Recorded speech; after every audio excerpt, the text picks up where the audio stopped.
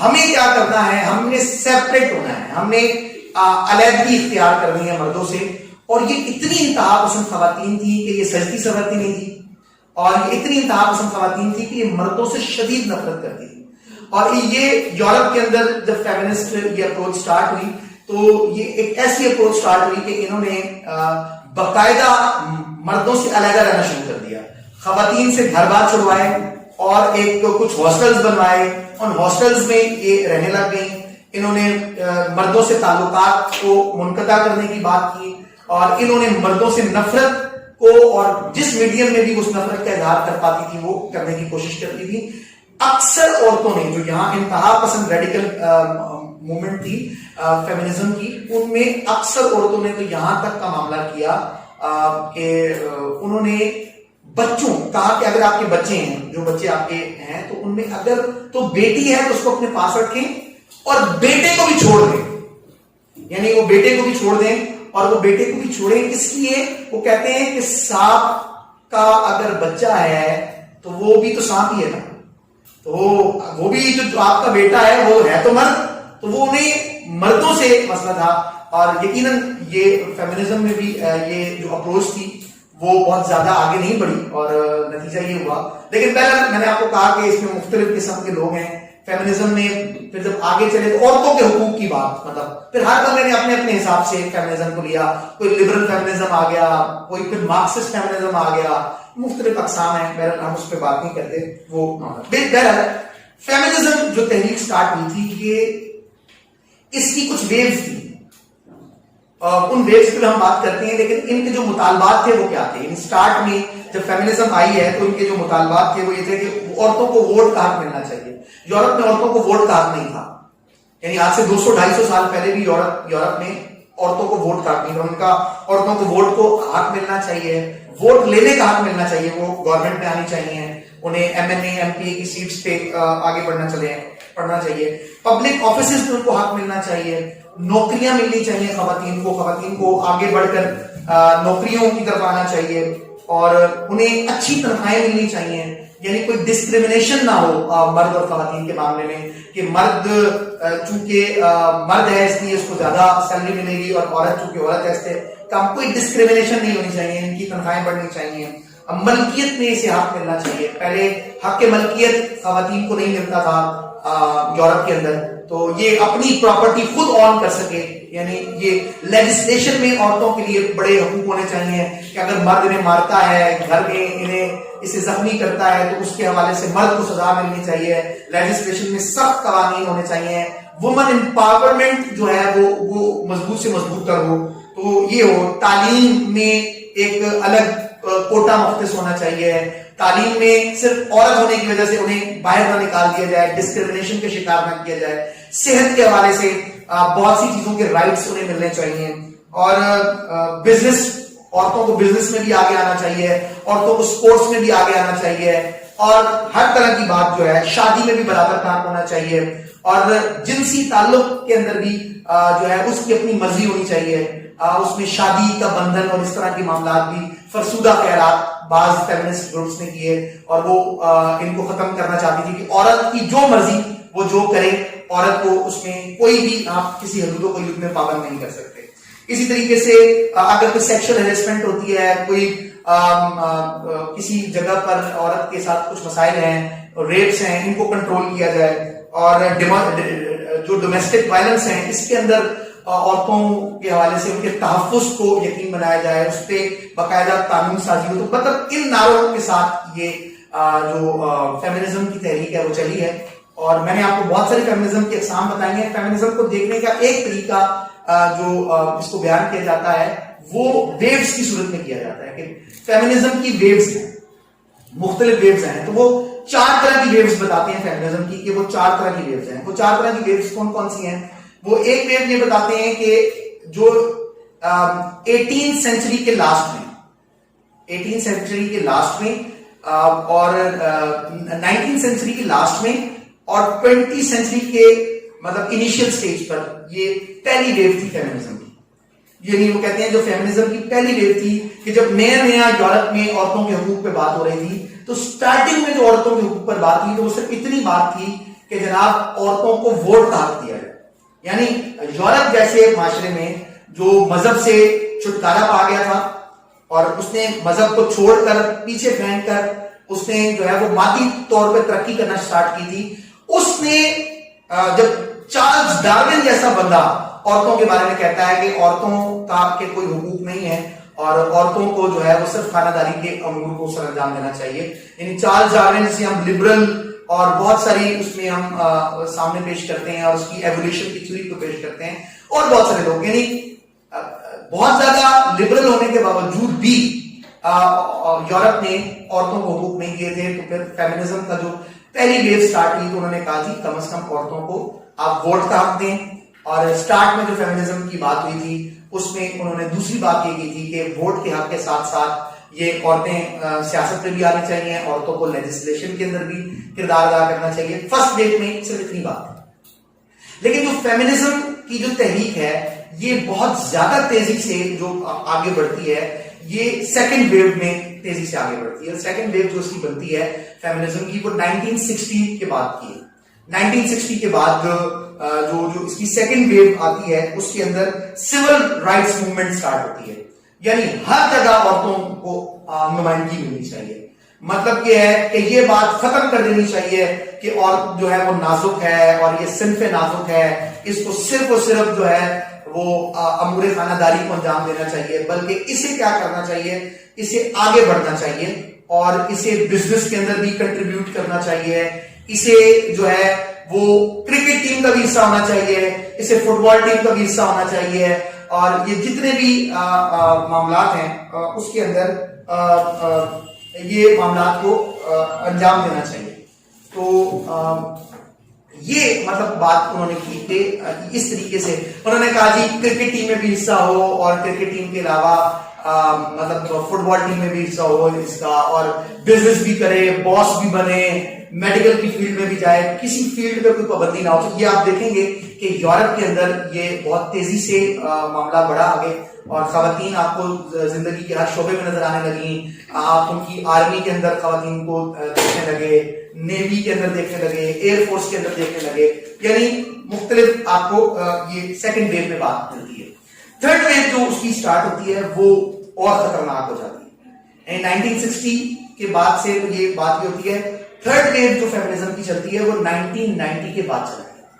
اس پر باقاعدہ ہالی ووڈ میں فلمیں بنتی ہیں, اس نظریے کو پرچار کرانے کے لیے وہ آگے بڑھاتے ہیں, اور وہ فیمنزم کی جو یہ ویو ہے یہ جو ہے نا وہ آگے بڑھتی ہے, اور آگے بڑھ کر یہ جو پچھلے دونوں نکات ہیں ان کو اپنے اندر جمع کر لیتی ہے. یعنی جو فرسٹ ویو میں بات تھی اس کو بھی ساتھ دیتے ہیں, اور جو سیکنڈ ویو میں جو پوائنٹ آف ویو بیان کیا گیا اس کو بھی ساتھ دیتے ہیں, اور اس سے آگے کی بات کرتے ہیں. وہ جنسی آزادی کی بات کرتے ہیں جس میں میرا جسم میری مرضی جو آج آپ بات سنتے ہیں وہ کہ خواتین کی مرضی ہے کہ وہ مرد کو حقوق ادا اس کے کریں یا نہ کریں, اور شادی بھی جو ہے وہ عورت کی مرضی پہ منحصر ہے, بلکہ وہ کہتے ہیں کہ مرد مرد کی شادی کیوں ہو, عورت عورت کی شادی بھی ہونی چاہیے. اور اس حوالے سے ان کے معاملات بڑھے, اور پھر لیجسلیشن میں انہوں نے اس کو باقاعدہ کام کروایا کہ لیجسلیشن میں کئی ملکوں میں خواتین سے شادی کر سکتی ہیں, اس کی لیجسلیشن ہو چکی ہے.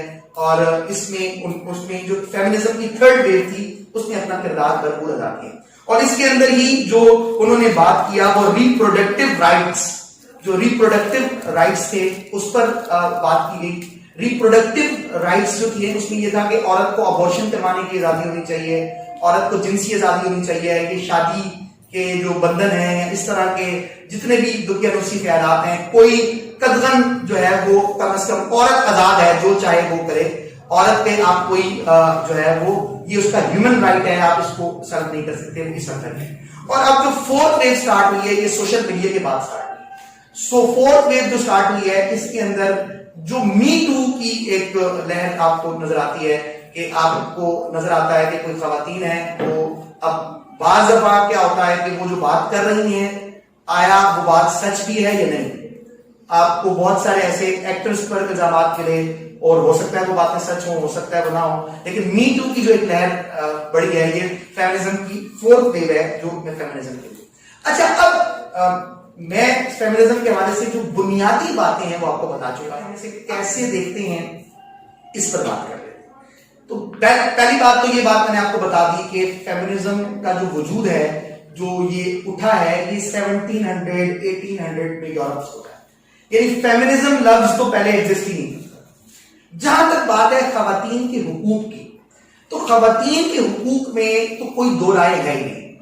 اس بات میں بھی کوئی دو رائے نہیں ہے کہ جناب عورت پر مظالم کی ایک داستان ہے، ایک تاریخ ہے، کہ جو گریکس کے اندر تھی، جو رومن امپائر میں تھی، جو پرشین امپائر میں تھی، اور تمام معاملات میں تھی۔ لیکن جب اسلام آیا تو اللہ تعالیٰ بہتر جانتا ہے کہ عورتوں کو کیا حقوق ادا دینے ہیں اور کون سے حقوق نہیں دینے، یہ اللہ تعالیٰ بہتر جانتا ہے، اللہ اپنی مخلوق کے بارے میں بہتر جانتا ہے۔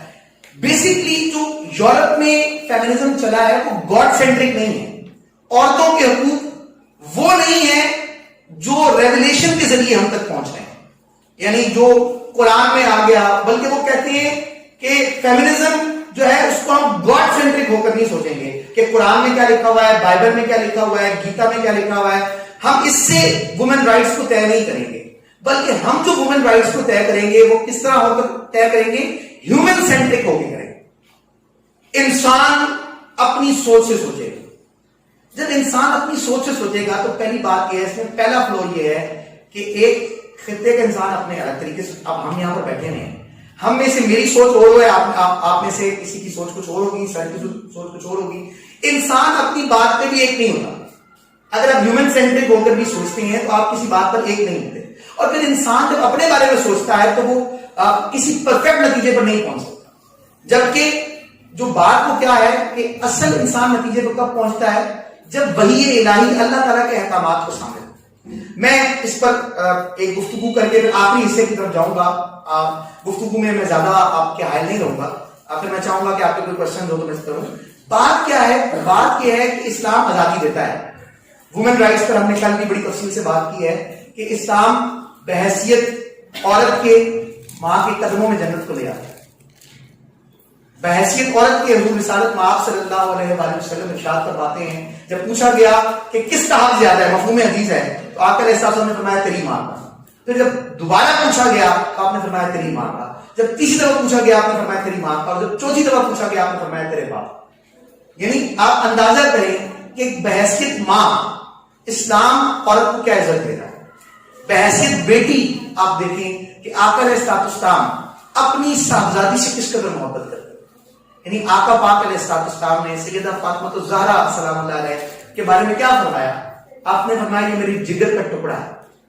اور آقا علیہ السلام کو تمام صحابہ کہتے تھے کہ فدا کا امی و ابی یا رسول اللہ صلی اللہ علیہ وسلم، کہ یا رسول اللہ میرے ماں باپ آپ پر قربان۔ لیکن آقا علیہ السلام اپنی بیٹی سے فرمایا کرتے تھے کہ میرے ماں باپ اے فاطمہ تجھ پر قربان۔ تو کہنے کا مقصد یہ ہے کہ حضور نے جو بیٹی سے محبت کی تعلیم دی ہے، یعنی آقا علیہ السلام نے یہ ارشاد فرمایا کہ آپ نے فرمایا کہ جس نے دو بیٹیوں، مفہوم حدیث ہے، یا تین بیٹیوں تربیت ان کی اچھی کی، انہیں اچھا رہن سہن پرووائڈ کیا، اچھی خوراک پرووائڈ کی، اور بیٹے کے مقابلے میں زیادہ عزت بیٹی کو دی۔ مفہوم حدیث آتا ہے، مختلف احادیث ہیں، میں ان کے سامنے کانٹیکسٹ میں کر رہا ہوں۔ تو آقا علیہ السلام نے فرمایا وہ دوزخ سے نجات پا گئے، وہ دوزخ سے نجات پا گئے۔ اور آپ اس کا اندازہ اس بات سے لگائیں کہ آقا علیہ السلام نے یہاں تک فرمایا، یہ اتنی بڑی سعادت ہے، یعنی اس سے بڑے وومن رائٹس کیا ہوں گے کہ آقا پاک علیہ السلام نے فرمایا کہ حضور رسالت مآب صلی اللہ علیہ وسلم فرماتے ہیں کہ جس نے دو بیٹیوں یا تین بیٹیوں کے حقوق کو مکمل طور پر ادا کیا اور انہیں محبت اور شفقت سے پالا، وہ کل قیامت کے دن جنت میں میرے ساتھ ایسے ہوگا۔ آپ نے دونوں انگلیاں کی کہ جس طرح یہ دو انگلیاں ملی ہوئی ہیں جنت میں، اسی طرح قربت میں مجھے وہ پائے گا۔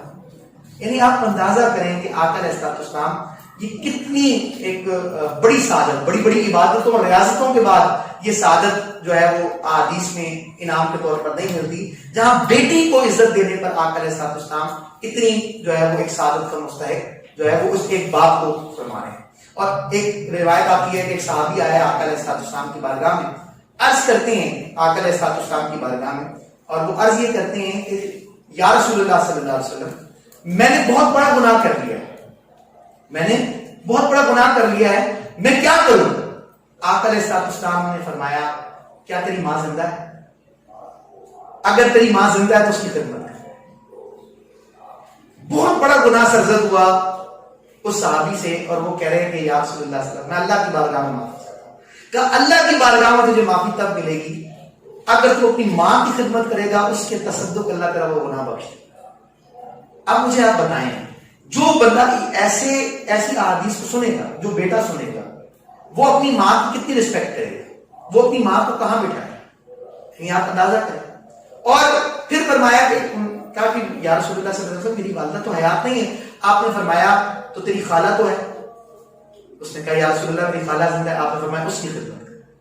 تو آپ اندازہ کر سکتے ہیں کہ بیوی کے روپ میں حجت الوداع کے خطبے میں آ کر ایسا فرماتے ہیں کہ آپ نے فرمایا تم میں بہترین وہ ہے جو اپنے گھر والوں کے لیے بہترین, اور میں تمہیں عورتوں کے معاملے میں اللہ سے ڈراتا ہوں, میں تمہیں تمہاری عورتوں کے بارے میں معاملے میں اللہ سے ڈراتا ہوں. یعنی حضور نے فرمایا تم میں بہترین وہ ہے جو اپنے گھر والوں سے بہترین ہے, تم میں بہترین وہ ہے, تم میں بہترین خرچ کرنے والا وہ ہے جو اپنے گھر میں سب سے زیادہ خرچ کرتا ہے. صدقہ و خیرات کرنے سے بھی بڑھ کر آپ علیہ السلام نے جس خرچ کو اہمیت دی وہ اپنے گھر پہ خرچ کرنے کی اہمیت. تو آپ اندازہ کر سکتے ہیں کہ چاہے عورت بحیثیت بیٹی ہے, چاہے عورت بحیثیت ماں ہے, چاہے عورت بحیثیت ماں ہے, ہر روپ میں اسلام نے عزت دی ہے. لیکن اسلام کہتا ہے وومن رائٹس کی کچھ حدود و قیود ہیں, جبکہ جو یورپ کا فیمنزم ہے وہ کوئی حدود و قیود کو نہیں مانتا. اس فرق کو سمجھنے کی ضرورت ہے. اب وہ فرق ہے کیا, میں وہ آپ کے سامنے رکھے اور پھر میں اسلامی معاشروں کے جو اس کے اثرات فیمنزم کے پڑھے میں پھر وہ آپ کے سامنے رکھوں گا. کہ اب علامہ اقبال کے جو 2 شعر میں نے آپ کے سامنے پڑھے, بیسکلی یہ عورتوں کی آزادی نہیں ہے, یہ عورتوں تک پہنچنے کی آزادی ہے. یہ عورت کی آزادی نہیں ہے, یہ عورت تک پہنچنے کی آزادی ہے. اسلام نے کیا کیا ہے, عورت کو تمام حقوق ادا کیے ہیں. اسلام نے کیا عورت کو پابند کیا ہے کہ وہ کمائے؟ بھائی اگر آپ کے تمام خرچے آپ کا شوہر اٹھا سکتا ہے اور اسلام کہہ رہے ہیں کہ اٹھائے, تو آپ کو کیا ضرورت ہے کہ آپ جو ہے وہ بس پہ لٹک کر جاب پر جائیں؟ آپ کو کیا ضرورت ہے کہ باس کی ڈانٹ کھائیں؟ آپ کو کیا ضرورت ہے کہ آپ ایک ایئر ہوسٹس بن کے تو بڑے مسکراتے انداز میں لبرل سوسائٹی میں آپ کھانا پیش کریں اور اپنے گھر میں اپنے شوہر اور اپنے بچوں کے ساتھ آپ کا بیہیویئر کچھ اور ہو, صرف کس لیے؟ پیسے کے لیے. ایک سرمایہ دارانہ تشریح کی گئی. بیسکلی جو فیمنزم کا جو سٹارٹ بنتا ہے اس کی ایک وجہ یہ بھی تھی کہ یورپ کے اندر جب فیمنزم کی جو سیکنڈ ویو سٹارٹ ہوتی ہے, فرسٹ ویو بھی, کہ یورپ میں جو ہے وہ بزنس آ رہا تھا اور کئی لوگ مر چکے تھے وہاں پر, انہیں لوگ چاہیے, سرمایہ دار لوگوں کو لوگ چاہیے. 50% لوگ گھر پہ بیٹھے ہوتے, پھر 50% خواتین ہیں, لیبر ہے جو گھر پہ بیٹھی ہوئی ہے. اب انہیں ان کو گھروں سے نکلوانا تھا. اب اس گھروں سے نکلوانے کے لیے کچھ انٹلیکچوئلز کو بٹھا کے کچھ کتابیں لکھوا دی گئی, اس پوری چیز کو پرچار کیا. چلے اگر آپ یہ کہتے ہیں کہ جی فیمنزم کی برکت سے بہت کچھ ہو سکتا ہے, عورتوں کو آزادی کا نعرہ لگانے سے بہت کچھ ہو سکتا ہے, تو آئیں میں آپ کو بہت سی اسٹیٹسٹکس دے سکتا تھا, لیکن میں صرف آپ کو امریکہ کی اسٹیٹسٹکس دیتا ہوں. امریکہ میں تو فیمنزم کب سے چل رہا ہے نا, عورتوں کی آزادی کب سے چل رہی ہے نا, عورتوں کو آزادی مل جانی چاہیے تھی. آپ کو پتا ہے UN کی رپورٹ ہے ہر 7 سیکنڈ کے بعد امریکہ میں ایک ریپ ہوتا ہے. ہر 7 سیکنڈ کے بعد امریکہ میں ایک ریپ رپورٹ ہوتا ہے. جو رپورٹ نہیں ہوتے وہ کہاں ہوتے ہیں؟ وہاں تو ایک کھلی معاشرہ ہو گیا نا, وہاں تو مطلب جنسی تعلق بھی کوئی معاملہ نہیں ہوا. کیوں؟ وجہ کیا ہے؟ وجہ یہ ہے کہ جو چیز ان تمام چیزوں کو روکتی ہے, جو چیز انسان کو حیوان بنانے سے روکتی ہے, وہ اللہ نے بیان کیا. اور اس کے لیے یہ کیا ہے؟ اس کے لیے مرد کو حکم ہے کہ وہ اپنی نگاہوں کو نیچے رکھے, اپنی نگاہوں میں اس کے اندر حیا ہونی چاہیے, وہ اس کی نگاہوں کے اندر جو ہے وہ عنصر نہیں ہونا چاہیے, اس کے اندر حیا کا, اس کی پاکیزگی ہونی چاہیے. اور جو خواتین ہیں ان کو کیا, ان کو اللہ تعالیٰ نے پردے کا حکم دیا. جب آپ ایک مخلوط معاشرہ بنائیں گے, اللہ تعالیٰ نے ایک اٹریکشن رکھی ہے اپوزٹ جینڈر میں, جب اپوزٹ جینڈر میں وہ اٹریکشن ہے تو نتیجہ یہ ہے کہ وہ آپس میں گناہ کے مرتکب ہوں گے. تو آزادی کا مطلب یہ نہیں کہ ہر جگہ پر آزادی, اور پھر آپ اس کے کانسیکوینسز دیکھیں کہ وہاں پر سائنس سے ترقی کی یورپ نے، لیکن اقبال نے فیملی یونٹ پہ، یورپ کے فیملی یونٹ پہ کہا، اور علامہ اقبال کے 3-4 اشعار میں یہاں پیش کر کے میں آپ کی گفتگو کے حصے پہ جانا چاہوں گا کہ جو فیمنزم کی برکت ہے وہاں پر یورپ کے اندر، وہ کیا ہوا، فیملی یونٹ ٹوٹ کے رہ گیا، عورت خود کمانے لگ گئی، خود کمانے لگ گئی تو نتیجہ کیا ہے، جب وہ خود کما رہی ہے تو کیا وہ امور خانہ داری کو انجام دے گی؟ ایک جب مرد تھکا ہوا آتا ہے تو وہ اس بات کو ہی کہتا ہے کہ عورت میری خدمت کرے یا کچھ کھانے پینے کے لیے لے کر آئے. جب عورت خود تھکی ہوئی آ رہی ہے اس نے کیا خدمت کرنی ہے؟ اس نے کیا، اگر تو کسی کے حالات میں نے کہا مناسب نہیں ہے تو اسلام اتنی سختی بھی نہیں کرتا. کچھ فیلڈز میں نے آپ کو بتائی، علماء بھی انکریج کرتے ہیں کہ میڈیکل کی فیلڈ میں جانا چاہیے، ایجوکیشن کی فیلڈ میں جانا چاہیے. میڈیکل کی فیلڈ میں خواتین جائیں گی تو نتیجہ یہ ہوگا کہ جو بھی کیسز آتے ہیں خواتین سے متعلقہ تو وہ خواتین کو چیک کریں گی، تو وہ ان فیلڈ میں جانا چاہیے. اگر کسی کے گھر کے حالات مناسب نہیں ہیں تو اس کو جاب کرنا چاہیے، وہ بھی ایک شریعت کے حدود و قیود میں رہ کے جاب کرے تو اسلام منع تو نہیں کرتا اس کا. لیکن معاملہ کیا ہے؟ معاملہ یہ ہے کہ جو آزادی دینے کی بات ہے اس آزادی کا نتیجہ کیا نکلتا ہے؟ علامہ اقبال نے کہا تھا یہ جو آزادی دے رہے ہیں نا، اس آزادی کے پیچھے بات کیا ہے؟ یہ کہتے ہیں کہ یہ تہذیب آپ اپنے خنجر سے خودکشی کرے گی، یہ تہذیب آپ اپنے خنجر سے خودکشی کرے گی جو شاخ نازک پہ آشیاں بنائے گا ناپائیدار کو. یورپ میں 80% لوگ وثوق سے اپنے باپ کا نام نہیں بتا سکتے. حرامی بچوں کی تعداد وہاں پر 80% سے زیادہ ہے. یہ میں ریسرچ آرٹیکلز کے اسٹیٹسٹکس بتا رہا ہوں، کوئی ایسی بات نہیں کر رہا، بڑی بڑی کتابیں لکھی گئی. آپ یہ ایتھکس میں بری بات شمار کی جاتی ہے، آپ کسی سے اس کے باپ کا نام پوچھیں، اس کو اپنے وثوق سے باپ کا نام نہیں پتا. یعنی ایک حیوانوں والا معاشرہ ہم نے تشکیل دے دیا جن کے اندر وہ جب آزادی کی بات کی تو اس آزادی کی کوئی حد نہیں رہی. علامہ اقبال نے اس پر کہا آزادی افکار سے ہے ان کی تباہی، رکھتے نہیں جو فکر و تدبر کا سلیقہ. یعنی آزادی سے ان کی تباہی ہے جو سوچ نہیں رکھتے. آزادی کے حدود و قیود ہیں، بے شکر مہار آزادی نہیں ہے کہ جو مرضی چاہے کرو. اسلام بھی آزادی دیتا ہے لیکن ایک سرکمسٹانسز کے اندر تمام. پھر ہم فیمنزم میں بھی اسلامک فیمنزم نکال لیتے ہیں، پتہ نہیں کہاں سے. بھائی اسلام کے نے خواتین کے جو حقوق بیان کیے، ہم کل بھی اس پر تفصیل سے بات کر چکے ہیں، ہم آج بھی اس پر بات کی. وہ جو گاڈ سینٹرک ہے، جو مغرب کا فیمنزم ہے کہ ہیومن سینٹرک ہے، وہ کہتے ہیں جو آپ کا دل کرے وہ کرے. نتیجہ کیا ہے؟ اس نتیجہ کرنے سے وہاں پر جو طلاق کی شرح ہے وہ یورپ میں بڑھ گئی. اور نتیجہ کیا ہے؟ اولڈ ہومز بڑھ گئے. یورپ میں آزادی کا نتیجہ یہ ہے کہ جب تک آپ جوان ہیں آپ کی عزت ہے. جیسے ہی آپ بوڑھے ہوں گے، جیسے ہی آپ بڑھاپے کی دہلیز پر رکھیں گے، آپ کو ٹھڈا مار کر وہ جو ہے نا آپ کے بچے جو ہیں وہ اولڈ ہومز میں پہنچا دیں گے. صحیح بات بتا رہا ہوں. عورت تب تک گلیمرس ہے جب تک جوان ہے، جب تک وہ اپنے جسم کی نمائش کر سکتی ہے، جب تک وہ میڈیا کی زینت بن سکتی ہے، جب تک چند مردوں کی ہوس کا نشانہ بن سکتی ہے، تب تک اس کی اہمیت ہے. اور جب اس کے بعد آپ اندازہ کریں، میں آپ کو یہ کام دے رہا ہوں، گوگل کر کے دیکھیں، ریسرچ آرٹیکلز کو کریں، آپ اس پہ جا کر دیکھیں کہ سب سے زیادہ مسلمان یورپ میں کون ہو رہا ہے. 70% خواتین مسلمان ہوں گی. امریکہ میں اٹھا کے دیکھ لیں، یو کے کی اسٹیٹسٹکس اٹھا کر دیکھ لیں، آپ کسی بھی یورپ کی کنٹری کی اٹھا کے دیکھ لیں. وجہ کیا ہے؟ وجہ یہ ہے اس آزادی کے نام پہ اتنا بڑا دھوکا ہوا عورت کے ساتھ کہ آپ اس عورت کی ذہنی حیثیت کا اندازہ لگائیں جس کو اس کا باپ ہوس کی نگاہ سے دیکھتا ہے، جس کو اس کا بھائی ہوس کی نگاہ سے دیکھتا ہے، جس کو اس کا بیٹا ہوس کی نگاہ سے دیکھتا ہے. جب خدا ریولیشن بیچ میں سے نکل گئی، وہی بیچ میں سے نکل گئی تو نتیجہ کیا ہوا؟ بیٹا ماں کو جنسی ہوس کی نگاہ سے دیکھ رہا ہے، بھائی ریپ کر رہا ہے بہن کا، باپ بیٹی کو اس نظر سے دیکھ رہا ہے.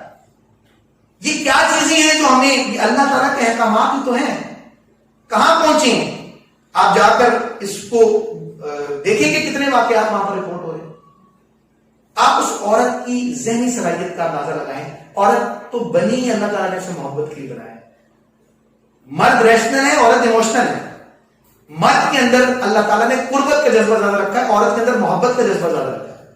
تو جب اسے ہوس کی نگاہ دیکھنے والا ہو، اس عورت کی آپ ذہنی حیثیت کا اندازہ لگائیں. تو کہتے ہیں کہ عورت کی آزادی نہیں، یہ عورت تک پہنچنے کی آزادی ہے. اس پر علامہ اقبال نے جو اشعار لکھے جو آج تاجکستان کا نیشنل اینتھم ہے. اقبال کہتے ہیں فریاد سے افرنگ و دلاویزی افرنگ، فریاد سے شیرینی و پرویزی افرنگ، عالم ہما ویرانہ سے چنگیزی افرنگ، مامار حرم باز با تعمیر جہاں خیز، از خواب گرا خواب گرا خواب گرا خیز، از خواب گرا خیز. وہ کہتے ہیں کہ فریاد سے افرنگ و دلاویزی افرنگ، یا اللہ پناہ دے یہ جو یورپ کی جو چمکتی جو یہ پوری جو ہمیں نظر آتی ہے یہ پوری تہذیب، یا اللہ اس سے پناہ دے. یہ جو تباہیاں پھیلتی ہے اندازہ نہیں ہے. فریاد سے شیرینی و پرویز افرنگ، اس کی شیرینی کے اندر ایسا زہر موجود ہے کہ علمان الحفیظ فرماتے ہیں کہ چنگیز خان ہلاکو خان سے بھی بڑی بربادی کا سامان پیدا کر رہے ہیں. عالم ہما ویرانہ سے چنگیزی افرنگ، اس کی چنگیزی نے پوری دنیا کو ویران کر دیا ہے، سکون و برباد. یہ جتنے لوگ پھر جو خواتین یہ جو آپ کو نعرے لگاتے ہوئے نظر آتی ہیں یورپ کے اندر، یہ جب اس میٹیریلسٹک معاملے میں بالکل ہو جاتی ہے تو پھر یہ کیا کرتی ہیں؟ جب نہ کوئی محبت کی نظر سے دیکھ، فیملی یونٹ تو رہا نہیں، نہ باپ کی محبت رہی، نہ بیٹے کی محبت رہی، نہ بھائی کی محبت رہی. آپ عورت کی کیفیت، اور جیسے ہی اس کی جوانی ڈھلتی ہے ٹھڈا مار کے اولڈ ہوم سے. آپ مجھے بتائیں اس عورت کی کیا حیثیت ہوگی، اس عورت کی ذہنی کیفیت کیا ہوگی. اسلام ہمیں کتنا سیکیور کرتا ہے، کتنی مطلب اسلام میں ہمیں کیا، ہم اپنی جو یہ فیملی یونٹ برقرار ہے آپ اس کا اندازہ نہیں کر سکتے. اس کی بکس پڑھیں گے، اسٹیٹسٹکس کو اٹھائیں گے، آپ کانوں کو بات کرائیں گے کہ کیا معاملات ہیں. تو بہرحال آخری گفتگو میں جو کرنا چاہ رہا ہوں، بات کو لے کے جانا چاہ رہا ہوں، وہ صرف 10 سے 15 منٹ میں میں اپنی بات کو ختم کروں گا. پھر 15 منٹ کی کوشش ہوگی کہ کوشچن آنسر سیشن میں ایک بات سمجھیے گا کہ فیمنسٹ اپروچ ہمارے یہاں پر جو موم بتی مافیا ہے جو فیمنزم کا نعرہ لگاتا ہے، فیمنسٹ اپروچ کی بات کرتا ہے، وہ جتنے بھی این جی اوز ہیں، وہ ہماری موم بتی مافیا والی انٹیاں ہیں، وہ ساری کی ساری یہاں جو فیمنزم کا نعرہ لگاتی ہیں وہ مذہب کے خلاف لگاتی ہیں. یہ مذہبی لوگوں نے ہمارے ساتھ معاملات کیے ہیں، مذہبی لوگوں نے کیے ہیں. کیا یورپ میں فیمنزم مذہب کے مقابلے آیا تھا؟ یہ آخری بات عرض کر رہا ہوں، غور سے سمجھیں. کیا یورپ میں فیمنزم مذہب کے مقابلے میں آیا تھا؟ ایسا نہیں. میں تھوڑی سی تاریخ آپ کو بتا دیتا ہوں. جب اسلام اس دنیا کے اندر مطلب آقا علیہ السلام کی صورت مبارکہ میں آپ کا اظہار ہوتا ہے، ظہور ہوتا ہے، اور آپ آخری کتاب آپ پر نازل ہوتی ہے اور دین مکمل ہوتا ہے آپ کی ذات پر، تو پوری دنیا پر مسلمانوں کا دور شروع ہوتا ہے. یعنی تقریباً 800 سال مسلمان پوری دنیا میں حکومت کرتے ہیں. وہ یورپ جہاں گٹر کھلے ہوتے ہیں، جہاں لوگوں پر کفر کے فتوے لگا کے زندہ جلا دیا جاتا تھا، یہ یورپ کی حال تھا. یورپ کے اندر ناخواندگی تھی، یورپ جو ہے وہ بیماریوں کا گڑھ تھا. وہی مسلمان پوری دنیا میں چھائے ہوتے ہیں. 800 سال ہم نے 40 کروڑ انسانوں پر حکومت کی، 800 سال. اور پورا ویسٹرن ورلڈ جو ہے وہ اٹھ کر آتا تھا مسلمان علاقوں میں. قرطبہ میں، اشبیلیہ میں، بغداد میں بڑی بڑی یونیورسٹیز تھی. یہودی یہاں پڑھنے آتے تھے، عیسائی یہاں پڑھنے آتے تھے. اچھا معاملہ یہ ہے کہ مسلمانوں نے 800 سال پوری دنیا میں حکومت کی، لیکن پھر مسلمانوں کا زوال سٹارٹ ہوا. جب مسلمانوں کا زوال سٹارٹ ہوا تو وہاں سے یورپ کی ترقی کا آغاز ہوتا ہے. یعنی 1492 میں مسلمانوں کا زوال سٹارٹ ہوتا ہے جب اسپین سے مسلمانوں کو نکالا جاتا ہے. اور جب اسپین سے مسلمانوں کو نکالا جاتا ہے تو ایک مسلمان زندہ نہیں چھوڑا جاتا، یعنی اکثریت مسلمانوں کی کاٹ دی جاتی ہے. تو یہ یورپین مورخین میں لکھتے ہیں کہ یا تو قتل کر دیے جاتے ہیں یا کنورٹ کر دیے جاتے ہیں عیسائی. یورپ میں معاملہ یہ تھا کہ جب یورپ اپنی ترقی سٹارٹ کر رہا تھا تو وہ ترقی مسلمانوں کی کتابوں سے شروع ہوئی. یعنی 800 سال جو مسلمانوں نے سائنس اینڈ ٹیکنالوجی کے بکس لکھی تھی وہ ساری کی ساری کتابیں ٹرکوں کے ٹرک بھر کر یورپ میں گئی، اور انہوں نے صرف اس کو انگلش میں ٹرانسلیٹ کیا اور اس سے کو آگے بڑھانا شروع کیا تو ترقی شروع ہوئی. تو علامہ اقبال نے یہ شعر کہا تھا، حکومت تو آنی جانی شے ہے مگر وہ علم کے موتی، کتابیں اپنے آبا کی جو دیکھیں ان کو یورپ میں تو دل ہوتا ہے سیکھا. تو جب یورپ کے اندر سٹارٹ ہوا ان کی ترقی شروع ہوئی تو پادری کی گورنمنٹ تھی. یعنی سمجھ لیں ایک ملائیت والی گورنمنٹ تھی جہاں مذہبی طبقہ حکومت پر موجود تھا. مذہبی طبقہ جو تھا وہاں کا، تو کرسچینٹی کے پاس ایک مسئلہ یہ تھا کہ کوئی باقاعدہ نظام نہیں تھا. اسلام مکمل کوڈ آف لائف ہے. اسلام مکمل کوڈ آف لائف ہے. اسلام انفرادی زندگی میں بھی آپ کی رہنمائی کرتا ہے اور اجتماعی زندگی میں بھی آپ کی رہنمائی کرتا ہے. مطلب آپ کا پولیٹیکل سسٹم کیا ہوگا اسلام بتاتا ہے, قرآن و سنت میں پوری رہنمائی موجود ہے. آپ کا اکنامک سسٹم کیا ہونا چاہیے, قرآن و سنت پوری رہنمائی کرتا ہے. آپ کا معاشرے کے اندر اخلاقیات ایتھکس کا کیا نظام ہونا چاہیے, قرآن و سنت آپ کی رہنمائی کرتا ہے. لیکن جب آپ کرسچینٹی کو پڑھتے ہیں تو کرسچینٹی میں چند ایتھکس کی باتوں کے علاوہ نہ پولیٹیکل سسٹم اس سے نکلتا ہے.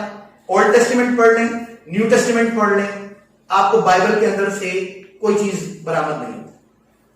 اور نتیجہ کیا نکلا, نتیجہ یہ نکلا کہ انہوں نے سائنس کے خلاف ایک بڑی شدت والی اپروچ رکھی اور نتیجہ یہ نکلا کہ پہلی دفعہ یورپ میں مذہبی طبقے کے خلاف ایک ریزسٹنس پیدا ہوا اور لوگوں نے کہا کہ ہمیں آزادی چاہیے. لبرلزم, جسے ہم سیکولرزم, لبرلزم یہ لفظ سنتے ہیں, یہ بیسیکلی یورپ میں پہلے سٹارٹ ہوا. جو لبرل اپروچ تھی, جو سیکولر اپروچ تھی, انہوں نے کیا کہا, انہوں نے کہا کہ جناب یہ جو پادری ہے نا, یہ ہماری ترقی کی راہ میں رکاوٹ ہے. اور انہوں نے کہا کہ اگر یہ پادری ہمارے درمیان سے نکل جائے گا تو ہم آزاد ہو جائیں.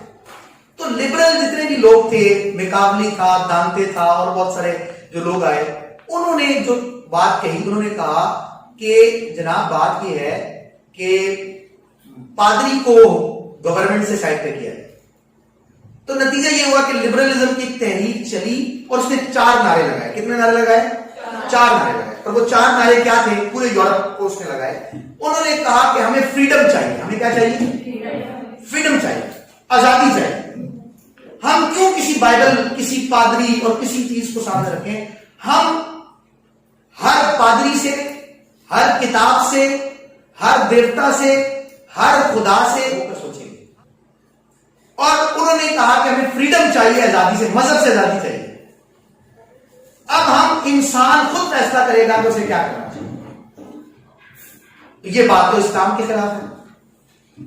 اسلام تو کہتا ہے کہ انفرادی زندگی میں بھی اسلام ہوگا, اجتماعی زندگی میں بھی اسلام ہوگا. تو لبرلزم جو نعرہ بلند ہوا, پہلا انہوں نے کیا کہا کہ ہم ترقی نہیں کر سکتے اگر یہ پادری بیٹھا رہے گا, یہ مذہبی طبقہ بیٹھا رہے گا, یہ انتہا. وہ کہتے ہیں پہلے چاہیے فریڈم. کیا چاہیے, فریڈم. دوسری بات کیا, ایکویلٹی, برابری. ہر انسان کو انسان ٹریٹ کیا جائے. اگر شراب کوئی پیتا ہے اور کوئی مسجد جاتا ہے, دونوں برابر ہیں, دونوں کو برابر ٹریٹ کیا جائے. انہوں نے یہ بات کہا کالا گورا برابر ہے, مرد عورت برابر ہے. مطلب انہوں نے کہا ایکویلٹی میں انسانوں کو ٹریٹ کیا جائے. دوسرا نعرہ سمجھ آ گیا آپ کو, جو مذہب کے خلاف انہوں نے نعرہ لگایا جس پر انہیں کامیابی ملی اور وہ آگے بڑھے. پہلی چیز تھی فریڈم, دوسری چیز کیا تھی, ایکویلٹی, تیسری چیز کیا تھی, ٹالرنس, برداشت پیدا کریں. کوئی بندہ زنا کرنا چاہتا ہے, برداشت پیدا کریں, اس کی مرضی ہے, انفرادی زندگی میں اس کو اجازت ہے. اگر 2 لوگ رضا سے کوئی کام کر رہے ہیں, مرد اور عورت کر رہے ہیں, تو آپ کو کیا مسئلہ ہونا. ٹالرنس. اور چوتھی چیز کیا ہے, ڈیموکریسی.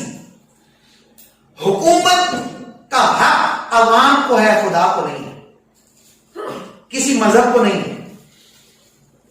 کسی مذہبی طور پر کوئی قانون نہیں آئے گا کہ قرآن میں لکھا ہے تو قانون لے آؤ, سنت میں لکھا ہے تو قانون لے آؤ, بائبل میں لکھا ہے تو قانون لے آؤ, گیتا میں لکھا ہے تو قانون لے آؤ. وہ کہتے ہیں قانون اگر آپ نے لانا ہے تو قانون میں لانے کے لیے جو ترتیب ہے وہ کیا ہے, وہ ترتیب یہ ہے کہ ڈیموکریسی, عوام فیصلہ کرے گی. اکثریت جو کہے, اکثریت کہے مرد شادی کر سکتا ہے تو کر دو, قانون میں ڈالو. اکثریت کہے خواتین کی شادی ہونی چاہیے, قانون میں ڈالو. اکثریت کہے شراب جائز ہونی چاہیے, قانون میں ڈالو. کوئی ہم گاڈ سینٹرک نہیں ہوں گے, ہم ہیومن سینٹرک ہوں گے. اکثریت جو فیصلہ کرے گی ہم اس کو مانیں گے. ڈیموکریسی کو ہم اپنی بنیاد بنائیں گے. تو بیسکلی یہ تمام معاملات. اچھا ہوا کیا, میں جو آخری پوائنٹ میں شیئر کرنا چاہ رہا ہوں اور میں پھر اس کی بات آپ سے کرنا چاہ رہا ہوں, ہوا کیا, ہوا یہ کہ لبرل اپروچ جیت گیا. یورپ میں لبرل اپروچ جیت گئی. جب لبرل اپروچ جیت گئی تو پھر کیا ہوا, لبرلز کی گورنمنٹ آ گئی, سائنسی ترقی شروع ہو گئی. لیکن کیا ہوا, جو وعدے کیے گئے تھے وہ پورے نہیں کیے. وعدہ کیا تھا, وعدہ تھا ایکویلٹی کا. وعدہ کس کا تھا, ایکویلٹی کا. ایکویلٹی میں کیا ہے, کالے اور گورے برابر ہیں, کیا آج بھی امریکہ میں کالے گورے برابر ہوئے؟ مطلب طبقاتی تقسیم ویسی کی ویسی تھی. یہ جو فیمنزم سٹارٹ ہوا ہے یہ لبرل اپروچ کے خلاف سٹارٹ ہوا ہے کہ دیکھو ہم نے تمہارے ساتھ مل کر مذہب سے جنگ لڑی تھی, ہم نے تمہارے ساتھ مل کر مذہب سے جنگ لڑی تھی کہ جناب ہم یہ مذہب فساد کی جگہ ہے, لیکن اب تو مذہب والے ہٹ گئے ہیں, اب تو مذہب والے ہٹ گئے ہیں, مذہبی جو طبقہ ہے وہ تو سائڈ پہ ہو گیا ہے. اب تو عورتوں کو آزادی ملنی چاہیے تھی, انہوں نے کہا اب تو عورتوں کو آزادی ملنی چاہیے تھی, لیکن عورتوں کو پھر بھی آزادی نہیں ملی. آج بھی امریکہ میں سیلری مرد کی زیادہ ہے, آج بھی میں نے آپ کو بتایا 5 سے 7 سیکنڈ میں ایک ریپ ہوتا ہے, اور صرف کہ میں 10 یورپ کے ممالک ہیں جو ریٹس میں سب سے آگے ہیں. دنیا میں کوئی بھی ایسٹرن کنٹری نہیں ہے, ویسٹرن کنٹریز ہیں, وہاں تو یہ پریکٹس ہو رہی ہے, وہاں کے حقوق مل گئے. تو یہ بات یاد رکھیے کہ جو ہمارے یہاں پر لبرل لوگ ہیں نا, اور وہ کہتے ہیں فیمنزم فیمنزم فیمنزم, وہ بیسکلی عورت کی آزادی کی بات نہیں کرتے, وہ عورت تک پہنچنے کی آزادی کی بات کرتے. اور اسلام نے جو حدود و قیود میں عورت کو رکھا ہے وہ بالکل ملکاؤں کی طرح رکھا ہے, وہ بالکل شہزادیوں کی طرح رکھا ہے, وہ ایک عزت دی ہے, وہ ایک تحفظ دیا ہے, وہ ایک تمام معاملات دیے. اور مسلم معاشروں میں جو اس کے اثرات پڑے, وہ ہمارے یہاں پر 2-4 طبقے ایسے ہیں, یاد رکھیے گا. یہ میں آخری مسلم معاشروں کے اثرات کے آخری بات کر کے پھر آپ کے کوشچن آنسر کروں گا. آپ کو بہت زیادہ بور کر دیا میں نے آج, تو میں آخری بات کر رہا ہوں. یہ ہے کہ 4 طرح کے مسلمان ہیں. کتنے طرح کے مسلمان ہیں؟ یورپ میں جو قوتیں ہیں جو اسلام کے خلاف کام کرتی ہیں, وہ کہتی ہیں 2 قوتوں کو سپورٹ نہیں کرنا اور 2 قوتوں کو سپورٹ کرنا. 2 قوتوں کو سپورٹ نہیں کرنا اور 2 قوتوں کو سپورٹ کرنا. اس کے تو دشمن بن جاتے ہیں تمام این جی اوز, تمام میڈیا جو کہے کہ اسلام کا نفاذ ہو, جو یہ کہے کہ پولیٹیکل سسٹم بھی اسلام پر ہونا چاہیے, اکنامک سسٹم بھی اسلام پر ہونا چاہیے, جو کہے ایجوکیشن سسٹم بھی اسلام کے مطابق ہونا چاہیے, قرآن و سنت کے مطابق ہونا چاہیے. وہ کہتے ہیں کہ یہ ریڈیکل اسلام, یہ ریڈیکل اسلام ہے, اس کو تو پنپنے نہیں دینا. ان کے خلاف میڈیا میں بھی لوگ ڈالو, ان کے خلاف پوری ایک کمپین چلاؤ, ان کو جو نا کبھی بھی اٹھنے نہیں دینا. دوسرا طبقہ علماء کا ہے. ایک تو وہ طبقہ ہے جو کہتا ہے کہ سیاسی نظام بھی مسلم اسلام کا ہونا چاہیے, معاشی نظام ہونا چاہیے, اور وہ زندگی کے ہر سیکٹر میں اسلام کو لانے کی بات. ایک وہ طبقہ ہے جو مساجد میں امام موجود ہے, ان کو فرقہ واریت موجود ہے, تو میری نظر میں کافر, میں تیری نظر میں کافر. ان کو اسلام کے ان اصولوں پر کہ سود سے معاشرے کو پاک کیا جائے اس پر توجہ نہ لانے دو, کہ یہ مل کر اس پر کام کر لیں. شراب کے خلاف ہو یہ اس پر کام کر لیں, زنا کے خلاف بات ہو اس پر کام کر لیں. ان کو کیا کرو, ان کو الجھا کر. تو بیسکلی وہ آپ کو کیا کرتے ہیں, فرقہ واریت کو الجھا کے رکھتے ہیں. اور ہم کیا کرتے ہیں, ایک دوسرے کو کفر کے فتوے لگانے میں اور فرقہ واریت کے خلاف. وہ کہتے ہیں ان کو آپس میں ملنے مت دینا. جو اقبال نے کہا نا, ایک ہو مسلم حرم کی پاسبانی کے لیے, نیل کے ساحل سے لے کر تابا خاں کے کاج کر. یا فرقہ بندی ہے, کہیں اور کہیں جاتے ہیں, کیا زمانے میں پنپنے کی یہی باتیں ہیں. یہ 2 طبقے وہ کہتے ہیں ہمارے خلاف ہیں, ان کو الجھا کر. اور جو 2 طبقے وہ کہتے ہیں ہمارے حامی اسلام مخالف لوگ, وہ کہتے ہیں ان کو سپورٹ کیا جائے. ان کو سپورٹ کیا جائے کبھی سیکولرزم کے نام, کبھی لبرلزم کے نام, کبھی فیمنزم کے نام, کبھی این جی او سے فنڈ دلوا کے یہ اسکول میں پروگرامز کیے جائیں, کالج میں. آپ یونیورسٹیز میں جائیں گے, آپ کو ایسے بہت سارے, آپ جب سوشل سائنسز میں پڑھیں گے یا مختلف ایسے بہت سے نعرے نظر آئیں گے. پیچھے فنڈنگ ہوتی ہے باقاعدہ ان این جی اوز. آپ کو فری کھانا کھلائیں گے, ترتیب ہوں گے, اسی طرح کے پروگرامز ہوں گے, آپ کی ذہن سازی کی جائے گی اور آپ کا ذہن کہاں سے کہاں نکل جائے. وہ 2 طبقے کہتے ہیں جنہیں سپورٹ کرنا چاہیے. وہ کون سا طبقہ ہے؟ وہ 2 طبقوں میں سے ایک طبقہ وہ ہے جو اسلام کی وہ تشریح کرے جو ویسٹ کو قبول ہے.